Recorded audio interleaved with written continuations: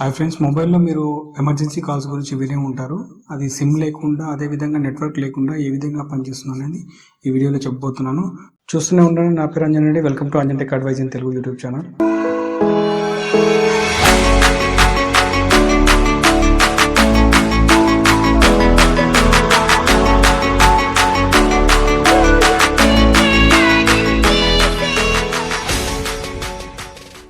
Friends, మనం ఎప్పుడైనా ప్రమాద పరిస్థితిని ఎదుర్కొన్నప్పుడు మనకు ఈ ఎమర్జెన్సీ కాల్స్ అనేది ఎంతగానో ఉపయోగపడతాయి. సో ఇప్పుడు ఎమర్జెన్సీ కాల్స్ అనేవి నెట్వర్క్ లేకుండా, అదేవిధంగా సిమ్ కార్డ్ లేకుండా ఏ విధంగా పనిచేస్తాయి అనేది ఇప్పుడు తెలుసుకుందాం. మనలో చాలా వరకు ఎమర్జెన్సీ కాల్స్ కోసం సపరేట్గా మొబైల్ ఫోన్లో సర్క్యూట్ అనేది ఉంటుంది. ఒకవేళ సిమ్ కార్డు లేదా మొబైల్ నెట్వర్క్ లేనప్పుడు అది యాక్టివ్ అయ్యి పనిచేస్తుందని మనం చాలా వరకు అనుకుంటున్నాము, కానీ అది చాలా వరకు అయితే తప్పు. మొబైల్లో ఎమర్జెన్సీ కాల్స్ కంటూ ఎటువంటి సర్క్యూట్స్ ఉండవు. మొబైల్లో సిమ్ కార్డ్ లేకుండా మనం కాల్స్ చేసుకోవచ్చు, బట్ ఏంటంటే అది ఎమర్జెన్సీ కాల్స్ మాత్రమే చేసుకోవచ్చు అనమాట. సో మిగతా కాల్స్ మనం చేసుకోలేము. మొబైల్లో సిమ్ అనేది కేవలం ఐడెంటిఫికేషన్ కోసం మాత్రమే యూజ్ అవుతుంది.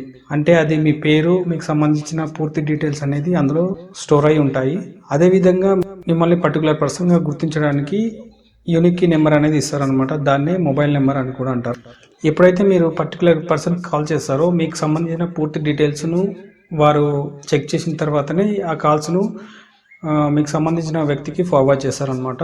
సో సిమ్ కార్డ్ అనేది కేవలం ఐడెంటిఫికేషన్ కోసం మాత్రమే యూజ్ చేస్తాం. అలాగే సబ్స్క్రిప్షన్కి సంబంధించిన ఆఫర్స్ను పొందడానికి యూజ్ చేస్తామన్నమాట. సో మిగతా పని అంతా అంటే సిగ్నల్స్ను రిసీవ్ చేసుకోవడం కానీ, కాల్స్ పంపడం కానీ, మిగతా పని అంతా మొబైల్ చూసుకుంటుంది.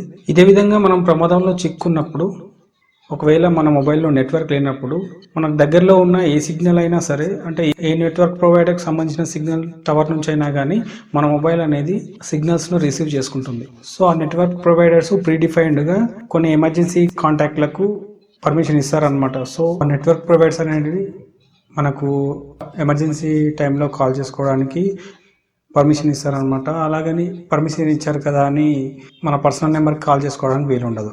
ఎందుకంటే ఎమర్జెన్సీ కాంటాక్ట్స్ తప్ప మిగతా కాంటాక్ట్స్ అన్నింటినీ నెట్వర్క్ ప్రొవైడర్స్ బ్లాక్ చేస్తారనమాట. సో అందువల్ల మనం వేరే మొబైల్స్కి కాల్ చేసుకోలేము. సో మనం చేసిన ఎమర్జెన్సీ కాల్ అనేది ఎమర్జెన్సీ డిస్క్ ద్వారా నెట్వర్క్ ప్రొవైడర్స్ ఎటువంటి చెకింగ్ చేయకుండా ఈఆర్ఎస్కు పంపిస్తారనమాట.